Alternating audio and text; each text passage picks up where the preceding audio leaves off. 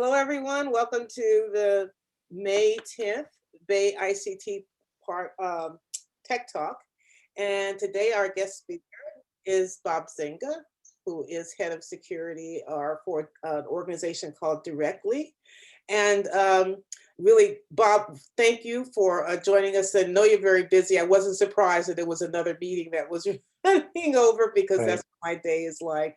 But anyway, welcome. And I'm going to let you get right into talking about your topic. And what we usually do is, you share whatever you'd like to share. I know what you told us you were going to tell us about was, risk in the face of new incidents and exploits like SolarWind and the things we're talking about, risk with teleworking, and impact of the human factor. So take it away. Okay, I guess before we get started, is anybody on this call, has it like a specific question or something they would like me to cover specifically? Well, first of all, most of the participants here are students. We have a couple of faculty. So again, it's up to you. What we can do is you can just say, hey, I'm here, ask me questions. Or you can say that, here's some things that I was prepared to talk about. It's up to you. Okay. You just open it right up to questions if you like to. Okay. In that case, let's talk about SolarWind for a second. I actually recently wrote a paper for Forbes just about that. It seems like this really was an incident like we've never seen before, right? Never before have people been able to use like a network monitoring software like they did for SolarWind to be able to eavesdrop on some of the really the best protected companies in the world, right? Even including the US government and the Department of Homeland Security. So the three biggest things I kind of got out of that is, and I know not everybody agrees with it. I was actually on the roundtable with quite a few CISOs. I think it was 2 weeks ago. I made this statement, and one of them really didn't agree with me. It's like, no, that cannot be true. But the more I think about it, the more I believe it is true that all computer systems are vulnerable, right? So it doesn't matter how much protection you have. If you have a computer, you turn it on and you connect it to the internet, it is vulnerable. And I also believe that most organizations in the world may already have been compromised, but they just are not aware of it, right? So I'd like to be very careful for security professionals to brag and say, well, we've never been compromised, we never had a data breach, we've never been on the first page of the Washington Street Journal or whatever, our platform is secure. Well, maybe it's already been compromised, but again, you just don't know about it yet, right? So as a security professional, I'd rather work on the assumption that my software might be compromised and I need the evidence to show it than to brag and to feel like everything is fine just because I'm following the best practices. One thing that comes to mind is the security best practices. I guess with time they do change. Just like 10 years ago, it was a completely different landscape as it is today, right? I remember when I was working for the University of Alabama and for the US government 10, 15 years ago. Back then, pretty much everything was on premises, right? We had data center servers and so forth. But today, the great majority of organizations, especially in Silicon Valley, they pretty much have everything in the cloud, right? So I believe the security principles pretty much stays the same, but the way we apply them do change. But anyway, the main point for me really is everything that is turned on and connected to the internet, well, is going to be compromised sooner or later. So that's number one. And number two, the other point I try to make with risk is security is more than just technology, right? Usually when we talk about security, we talked about technology, about processes, and about people. And in my experience, people have usually been the weakest link, right? And that's why cybersecurity awareness training is extremely important, because you can have the best technology in the world, some of the best processes, but if your people are not, I don't want to say smart enough, but if they can be I guess engineered, right? That's why social engineering come into play, where people can actually work with their feelings or entice them to click on links or download attachment. Usually that is how the bad guys are going to be able to get into your so-called secure network. So the culture of the organization is extremely important, and security needs to be a part of the culture of the organization. And everybody in the organization, from the CEO all the way down, really need to take this quite seriously. Because another thing I have also seen in my experience is, usually when somebody is a senior executive in an organization, they feel like rules don't apply to them. They can just do whatever they want, download whatever software they want, and pretty much do whatever they want when they want to do it, which is not right, because everyone, absolutely everyone, should be able to abide by the acceptable use policies and whatever processes are in place, especially those who are senior leaders of the organization. Like even with phishing, which I believe is still probably the most important way for bad guys to get into network and access sensitive data. There is even a term now in security where we talk about spear phishing. That's when they are really focusing their phishing campaign only to the members of the senior leadership team of the organization, and getting them to click on links or download malicious attachments so they can eventually get access to the network. But really, I believe the most important point I have to make about security in general is, for most organizations today, security really needs to be elevated. So I've been in the Navy for about 17 years now, and I guess I moved to Silicon Valley back in 2014, so 7 years ago. One big difference I've seen between the military and industry is that in the military, more specifically in the Navy, security is extremely important, right? Security first, and part of the reason is because if we are not secure in the Navy, people are going to die, right? So it is of the utmost important, and that's why in the military it takes a very long time for us to deploy new software, because we have to make sure it is secure. Whereas when I moved to Silicon Valley, most organizations I work for, we have kind of like a 2-week sprint cycle where we deploy software every 2 weeks, and the software is not always secure. Actually, you can count on the software not being secure, and then with time, with several iterations, they go back and fix whatever vulnerabilities happen to be in the software.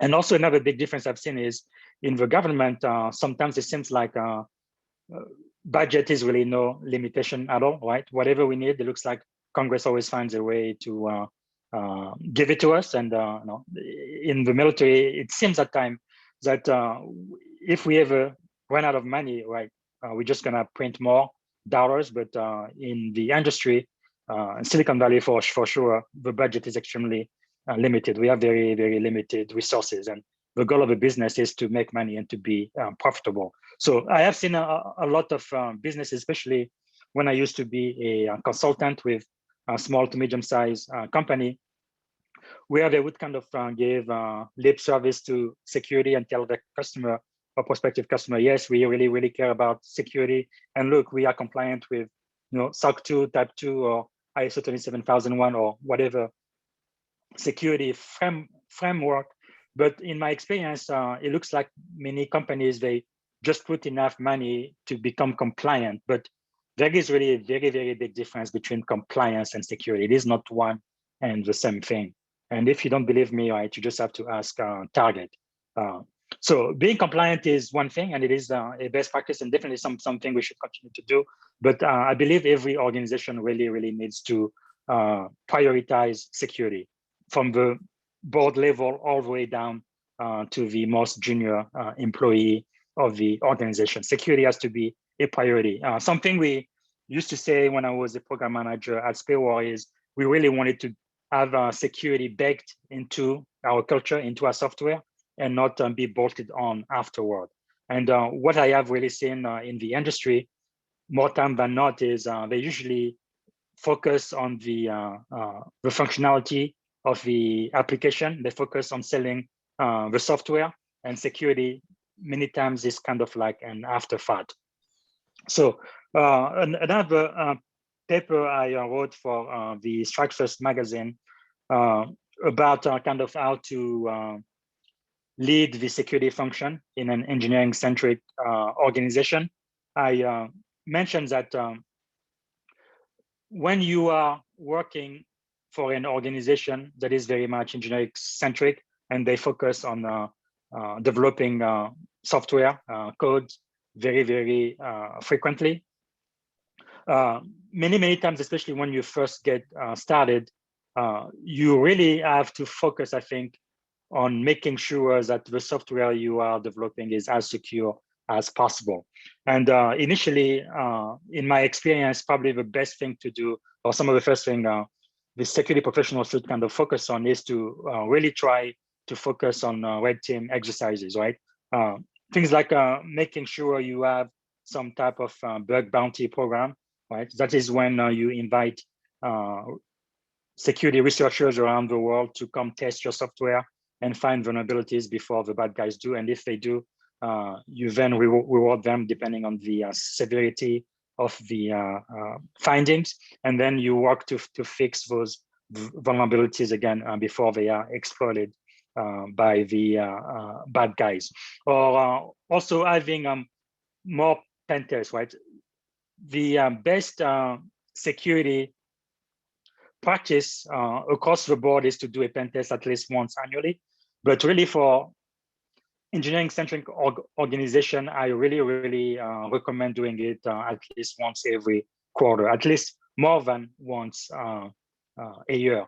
And one technique I've used that seems to be working pretty good is to even have like a web automated penetration test. There are a couple of vendors that do that, but basically, as soon as your code is deployed, you can actually have this web platform go through the code and pretty much execute a web application pen test in real time and kind of let you know what the vulnerabilities are and give you, again, a chance to fix those before the bad guys kind of discover them.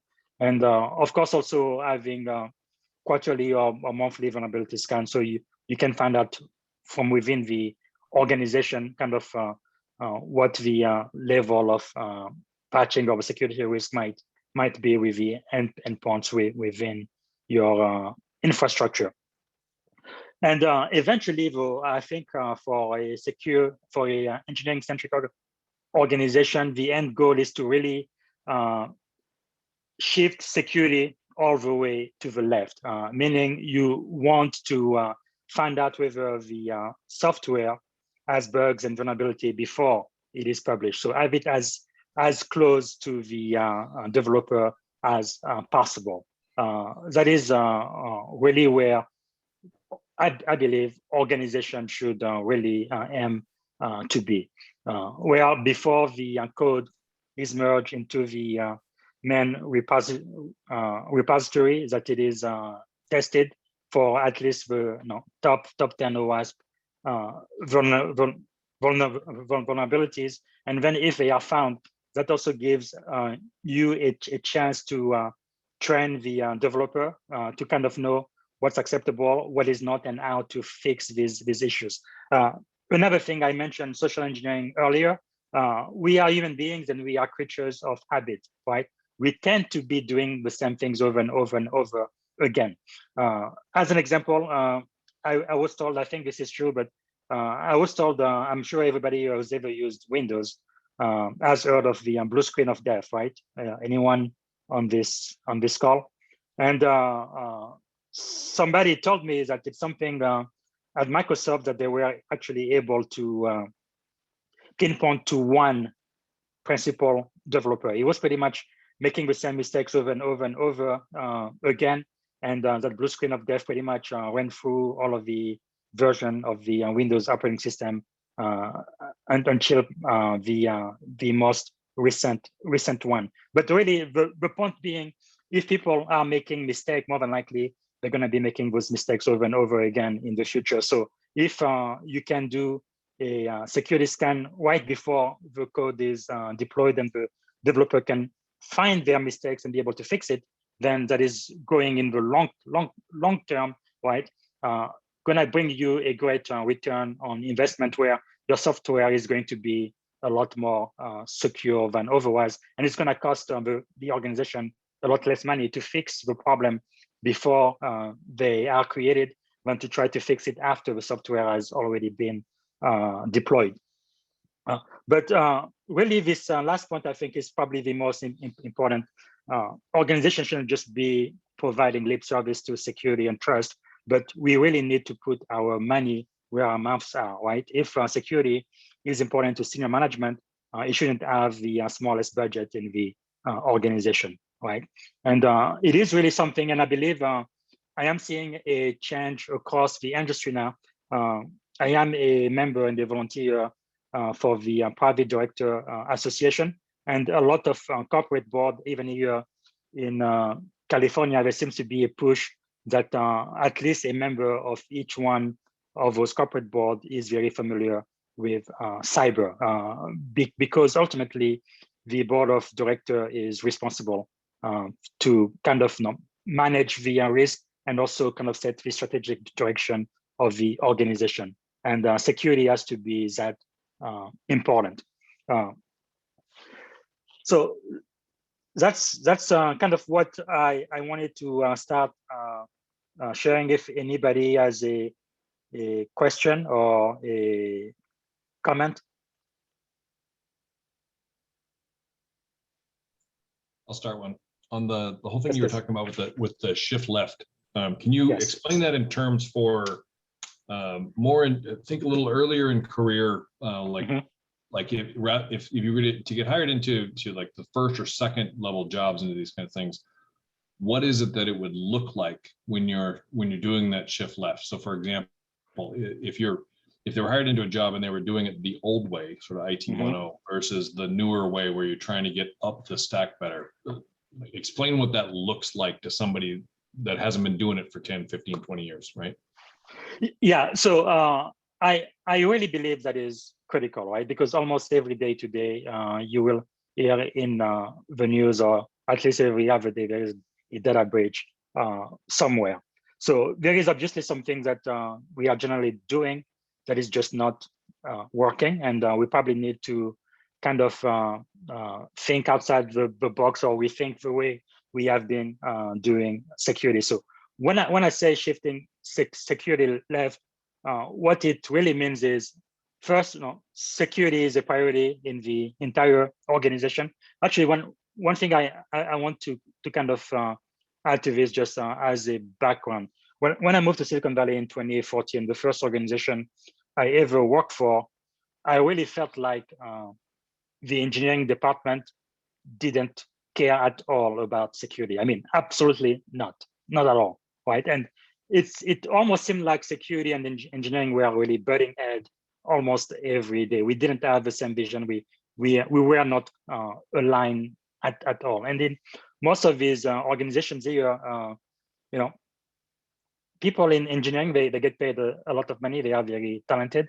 They are usually the reason why the company is in business in the first place. And you really do not want to get into their way, right? But then again, you kind of realize, okay, my job in security is to make sure that we develop the software as quickly as we can, but we need to make sure that we're following the best practices and we are secure, right? So kind of like Stephen, what you mentioned, like in the old ways, I still remember when I used to work for a big organization where we used to have everything on premises, right?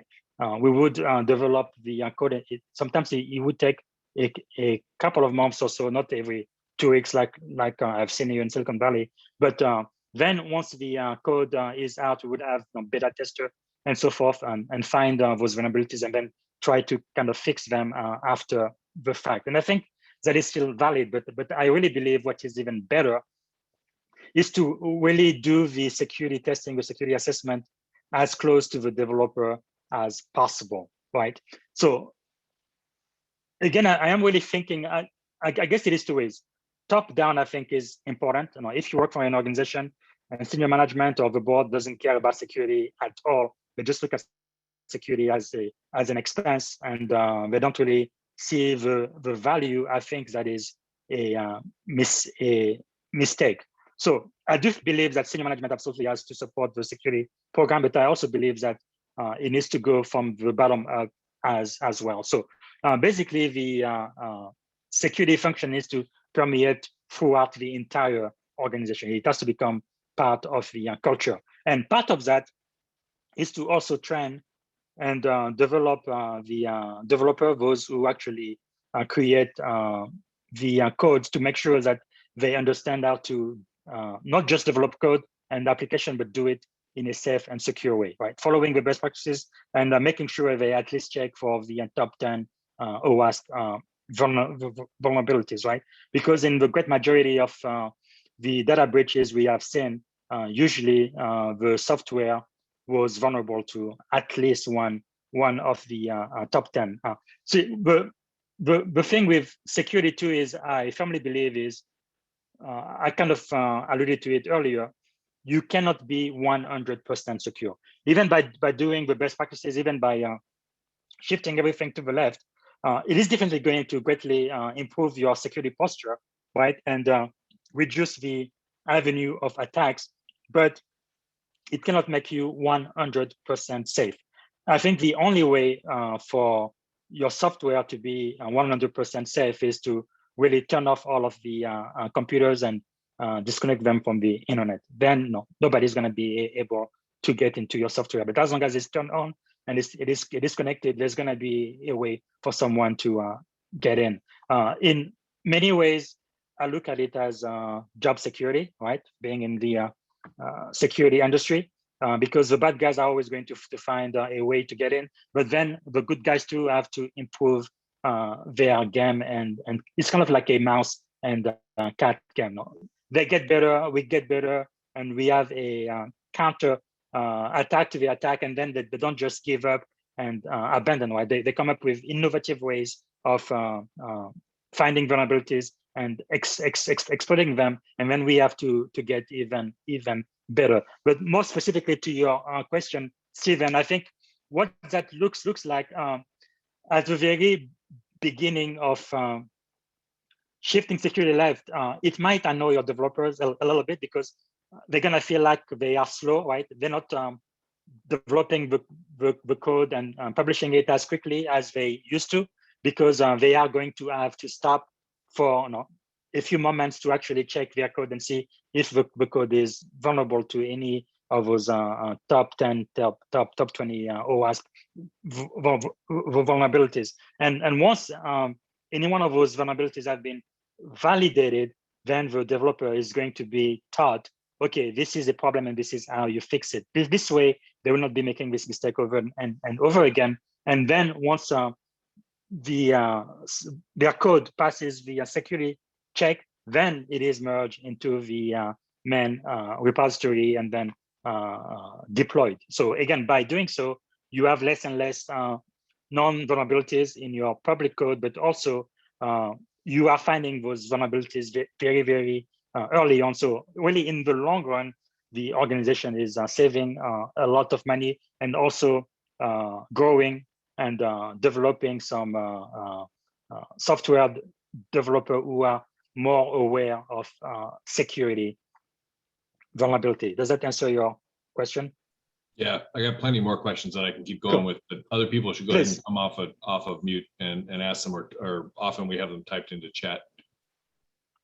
And also one thing I want to make sure, right? I started my career, I think it was back in 1997, and back then I was definitely looking up to people in the security function, and it was I think we are a relatively young community or industry, because I think when I first got started, security was more of a hobby, right, than a real profession. But today we are chief information security officers, and I mean it is a real profession, and definitely I feel like I'm very privileged to be in cyber, but it is really an industry of the future. So in many ways, I have become one of the people I used to look up to when I first got started. But the truth is, I don't know everything, and really nobody does, because in this industry, it is not like it used to be, I don't know, 20, 25 years ago, where you went to school, you learned something,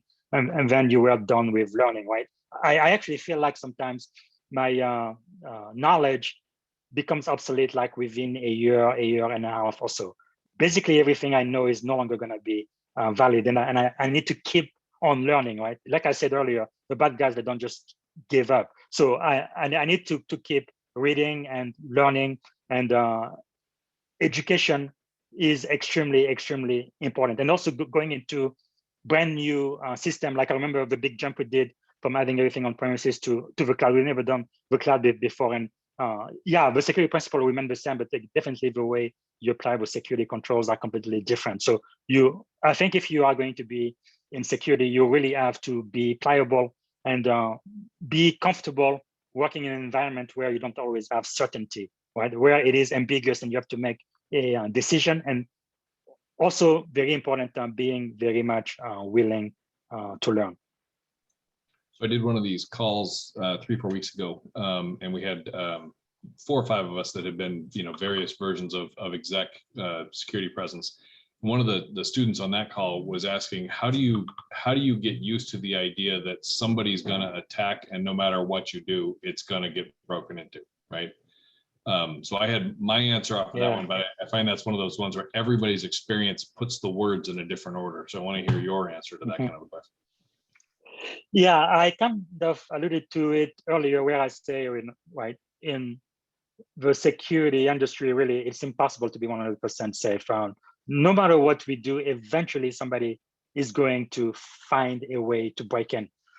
And another way I've looked at this is, I have to be right 100% of the time. The bad guys only have to be right once, right? And it doesn't cost them anything.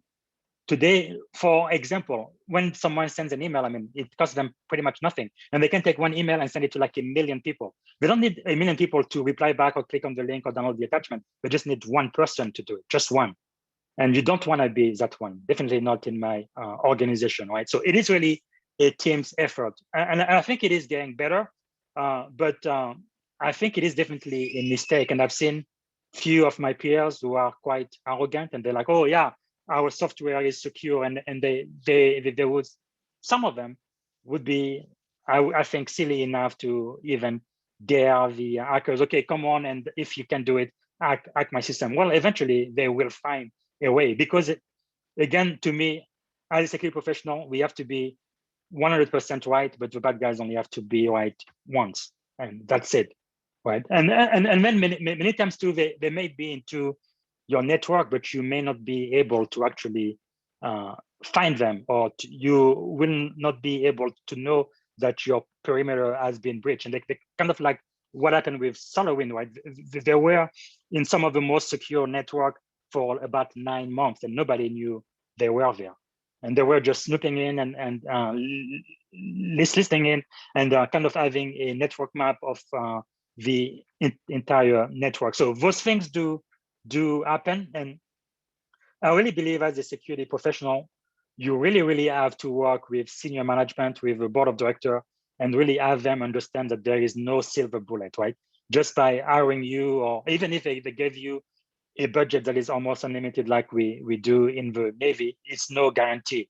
Like again, the bad guys only have to be right one time. So you really have to develop I think a defense in-depth approach, so that if one control has been breached, you have additional control that's going to give you time to discover and then try to remediate the issues before it is too late. But you really have to be on your guard, and that is just the way it is. If you are not comfortable working in an environment that is ambiguous, then security is not for you. But for somebody like me, I tend to get bored pretty easily, and I can tell you, since I've been doing security full time, no 2 days I've ever been the same. So I think it is encouraging, inspiring even, right? Knowing that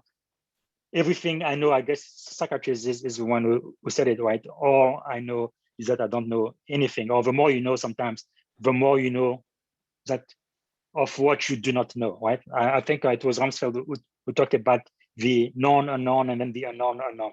But just having that attitude of humility, knowing that no matter how long you've been in this field or how many organizations you have worked for, you do not have a single answer. It is a team sport, and it really takes an entire organization working together and being aligned in order to be successful. But even then, you may still get breached. So really having the mind and the will to learn, I think, is extremely important. And doing the very best you can with the resources you've got, and also documenting the process.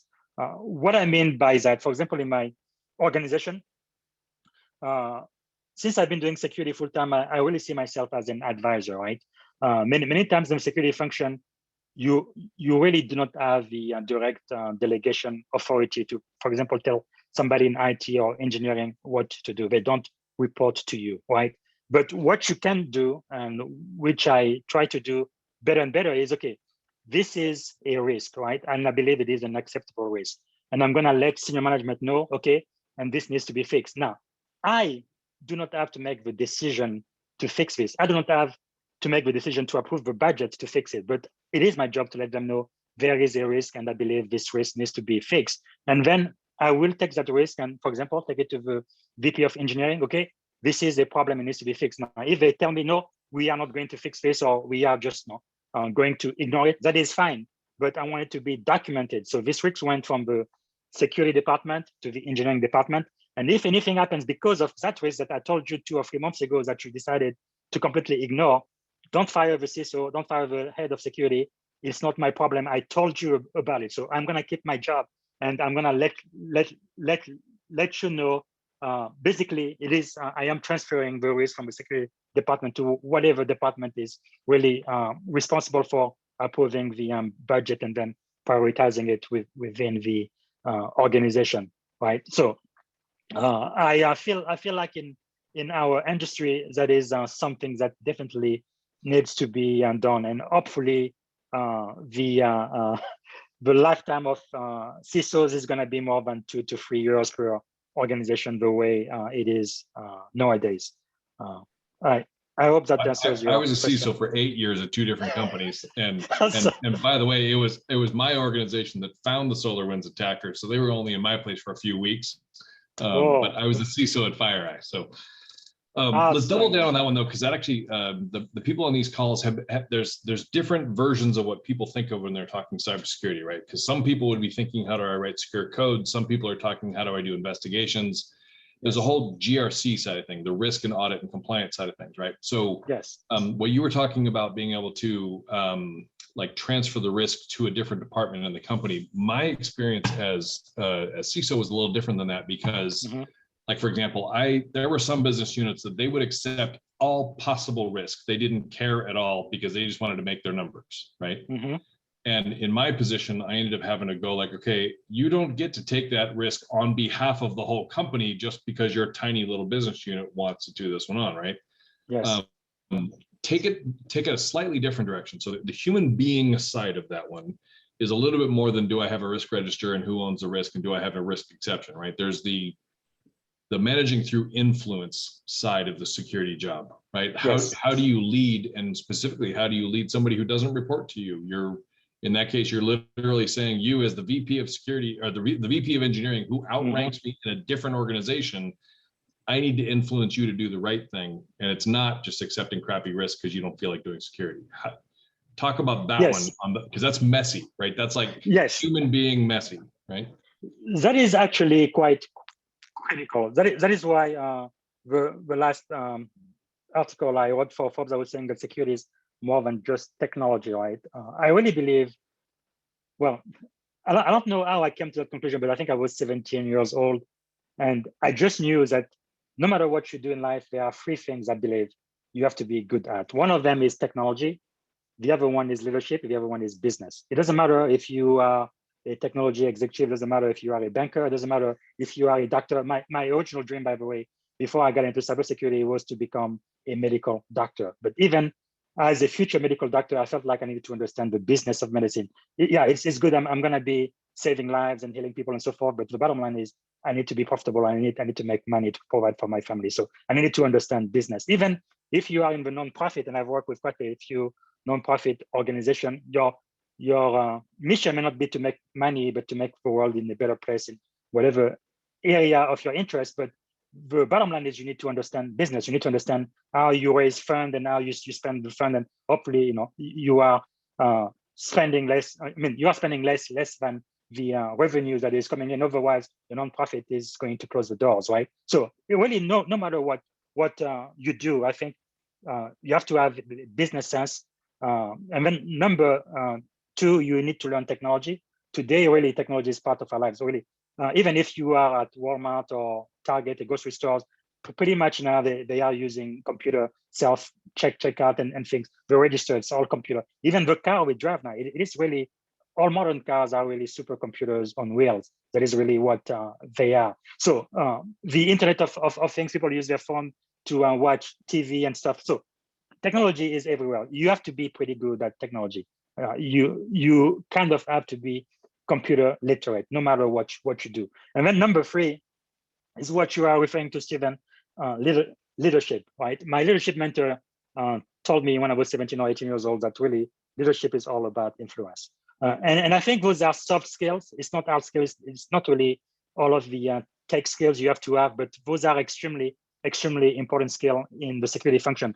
Not just in security, but I really believe no matter what you do, but more specifically, we're talking here today about security. Leadership is really working with people. And sometimes it gets messy and it's not easy, right? And the thing with security, again, in my experience, is you don't always get to make the decisions, right? In the Navy, it's a little bit different. When you do cyber for the Navy, you are pretty much, the sheriff in town. You tell people to jump and they ask, how high, right? So you are in charge and you tell them exactly what to do. But in Silicon Valley, that is absolutely not the case, at least in my experience, right? Engineering will definitely laugh in your face because they know they develop software that brings in millions and millions of dollars. They actually help pay for your salary. So usually when security reports to engineering, it's kind of like, I believe there is like a conflict of interest, right? Because your boss cannot be the policeman. They can pretty much shut you down right then and there. So, and completely ignore anything you tell them. So that is why I believe people skills is extremely important. Knowing how to negotiate, knowing how to work as a team, knowing how to influence people, kind of focusing on the mission of the organization, and then trying to really get the security program aligned to the business function. I think that is absolutely crucial, and that is what's going to make you or break you, in my opinion. But really, leadership is not a science; it is an art form, right? It comes with experience, and you just have to learn to be in tune with other people and kind of develop this emotional intelligence where you are self-aware first, aware of yourself, your feeling, your emotion, but also aware of other people. And sometimes it's also about finding this ally, the sponsor within the senior executive team who really cares deeply about security too, right? Hopefully in every organization, there is at least one or two of those people where the VP of engineering may not care about security at all, but the CFO, the chief financial officer, or the chief legal officer really does. And those people have a very much influence on the board of director and the majority of the senior membership. And those people can be the one to actually drive your program forward from the top down. But I really believe as a security professional, when you first get started, I think the technical skills are pretty important. And I remember the days where a lot of the IT professional or gurus, nerds, like we used to call them, will kind of be in the back of the organization, not having interaction with people or customer, and just write code or do whatever it is they do. But it looks like the higher up you get, the more you have to interact, not just with people from different business units, but with customers as well. So you really have to be able to be influential, right? And hopefully, in most of the organization I've been a part of, it's very important for the data to kind of drive to the decision. And that too, I think, kind of needs you to be kind of like the business analyst, kind of not just find the technical reason to do something, but also the business reason why we should do it. What is the return on investment? So a security professional needs to be able to talk to business leaders in a way that they can understand, right? Because sometimes it seems like we kind of speak technologies, like we speak this techie language that nobody else gets. And I think it doesn't help us. It doesn't help IT. It doesn't help security. We need to speak in terms that business people can understand. Like for a very long time now, most businesses have been dealing with financial risk and they know exactly how to treat it. And I really believe security risk should be at the very same level. They should be able to understand it in the same way. What are the risks to the organization? What does it mean to accept a risk or transfer a risk? Sometimes you may even want to have insurance, and at sometimes it makes sense for an organization to say, no, we're just going to accept this because it's going to cost too much to remediate this vulnerability, right? It is better for us to just accept it, and if anything happens, the money we're going to spend fixing it is going to be much less than what it would have taken us to remediate the vulnerability. But it is definitely extremely important for security professionals to become leaders, right? Leaders of men, in such a way that even if people do not report directly to you, where you cannot tell them what to do, but you are able to influence their decision. And I really believe in most organizations, the majority of people are willing to be led, right? They are willing to, they are open to a different point of view. And, but you just have to bring in, I guess, that level of expertise, not just in technology, but in business as well, and put it in terms that they actually can understand what you are talking about and what the risks are. And usually, once you do that, they will find money in the budget and or prioritize something that is obviously very important to you. So we're right up against on time on this. One of the things I would do as a net on that is like for the students on the call, what we're talking about in the leadership and the influence is that's where it gets down into having like all those sort of soft skills of being able to translate the nerd speak to the humans, or being able to talk about the tech to the business. Yes. Sometimes the world's best technician may not actually be the person you need when you got to go get budget or figure out how do I get more headcount or those kinds of things, right? So yes, all of those kinds of skills also matter. So this is not just a matter of how to become the best packet whispering code expert. But we are right at 7 o'clock. So Olivia, do you want something? And by the way, Olivia, I want you to stick around after this call when we're done. But you want to finish it up here? Sure. Yeah, and I have one more question for Rob. One of the, and I put it in the chat. Our programs in the community colleges, most of them tend to focus on infrastructure security. We have a few that that are programs for application security, and some that are starting to develop DevSecOps programs for the skills that you're taught. You seem to have really every other thing you're punctuating your points with being able to work with engineering, getting into the code and the applications for. What do our programs need to do to prepare our students to be in those kind of roles? Well, I really believe it goes back to something as I said, if you're going to get in security, you really have to be willing to learn, right? And have the humility to know that you don't know everything there is to know.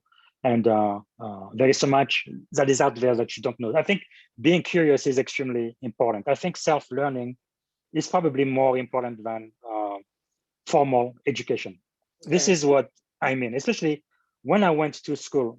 Like I said, I was 17 years old going to college. I knew business, technology, and leadership were three things. No matter what I ended up doing, I really needed to become very, very good at.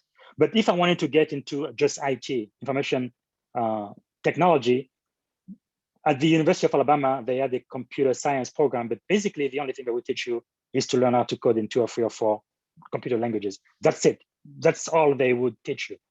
But information technology is much more than just coding in Java or C++ or whatever. It is so much bigger than that. Actually, the work I started doing full-time in 2002 as a computer technician, I didn't need to learn how to code at all. I was using, at the time, it was a Windows network, so I needed to know how to administer a server and the network, and then trying to make sure I was doing it in a safe and secure way. And I understand that today you have opportunities to actually have a master's degree in cyber security, even so if you doctorate program now. So things are getting a lot better, where people who decide to do computer science don't just learn how to code. But I think you do need to start somewhere, but you do have to be willing to learn, get experience. Another article I wrote for Fabien, I talked about kind of like what it takes to get into the cyber security industry. And in my opinion, the most important thing is really experience, right? In the industry, people want to hire people who've already done what they want them to do, people who have done it somewhere before. That is extremely important. When I hire people, I need to know that what you're going to be doing for my company, you've done it for some other companies before. And sometimes that is not possible. That's why the second most important thing is formal education. But even with a formal education, I believe you really need to focus on hands-on learning. And in many ways, I feel like community colleges do it better than 4 years university, especially when it comes to technology, right? And then third and last, industry certification like CISSP or Security Plus and things like that, because you're proving to the employers that, yes, I have the knowledge, I have the skills, and I have a third-party organization who's certifying that I do have the skills to do the job, right? So I think being willing to learn and just get some experience anywhere in the industry, entry-level position or whatnot, and start kind of building your career from there, and having an open mind and always learning. And when you can gain third-party security certification as well. And I think, especially when you are starting, that's going to be very good. But at a certain level, the certification don't mean anything anymore. I think if you look on my LinkedIn profile, I have maybe 28, 30 certification now. Most of them are absolutely no good. I mean, I don't need them at all. I would let all of those expire, except maybe for the CSSP, because I have put too much energy and money and time into that one. But yeah, eventually they don't mean anything. But when you get started, I think it kind of forces you to actually get skills, and then being able to pass an exam. Does that answer your question, Olivia? Great. Okay. Thank you. Well, Bob, thank you so much for your time and insights and sharing of your experience. We really appreciate it. And thank you. Hopefully we can invite you back again and be a part of our partnership when we continue to look at these programs that we really need, industry input as to how we continue to embellish them. So thank you so much. Thank you, everyone. I'm going to end the recordings. Bob, I have a really quick question.